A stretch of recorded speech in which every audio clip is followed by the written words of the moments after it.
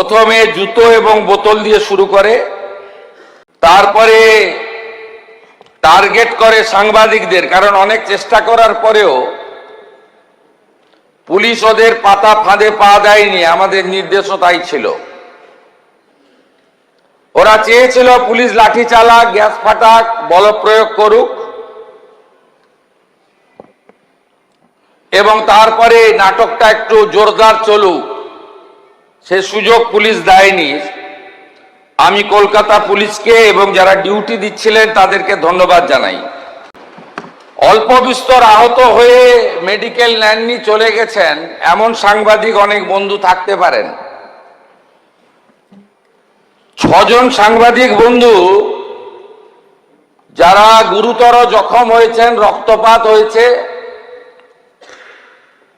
তারা সরকারি হসপিটালে চিকিৎসা নিয়েছেন।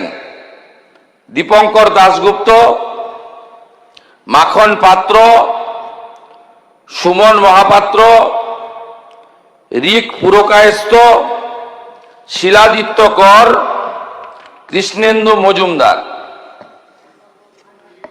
ইতিমধ্যে সাংবাদিক বন্ধুদের কাছ থেকে আমরা লিখিত অভিযোগ পেয়েছি। মোট 6টি মামলা রুজু করা হয়েছে এবং এই মামলাগুলিতে এই বিধানসভা থেকে পাস হওয়া গুন্ডা দমন আইন যুক্ত করা হয়েছে।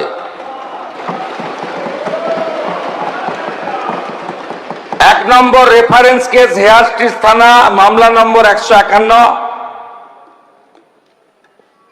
অভিযোগকারী Rahi Haldar. Reference 2 Hare Street থানা, মামলা নম্বর 152। এইভাবে মোট সুনির্দিষ্টভাবে 6টি মামলা দেওয়া হয়েছে।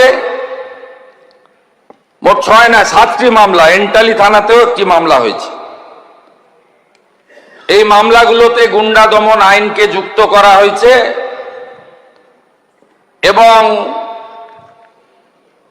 প্রায় 70 জনকে চিহ্নিত করা হয়েছে, যাদের একজনও ছাত্র নয়, যারা একজনও সেলফ ডিক্লেয়ার ককরোচ পার্টির মেম্বার নয়, যারা একজনও নিট সংক্রান্ত আন্দোলনকারীদের অংশ নয়।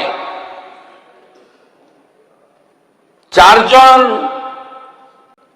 কুখ্যাত লোকের নাম আমি এখানে বলছি, যাদেরকে আমরা ছাড়ব না। আরো বাকিগুলোর নাম তো আমি এখানে বলে সময় নষ্ট করব না। Afroz of Rajabagan, Nahid of Khidirpur, Nizam of Ekbalpur, Rahul Jamal of Watgunge. গুন্ডার নাম আমি এখানে ঘোষণা করলাম। গুন্ডা দমন আইনে এমন ব্যবস্থা নেব যাতে একদিন নয়, এই গুন্ডাদের 3 পুরুষ মনে রাখে।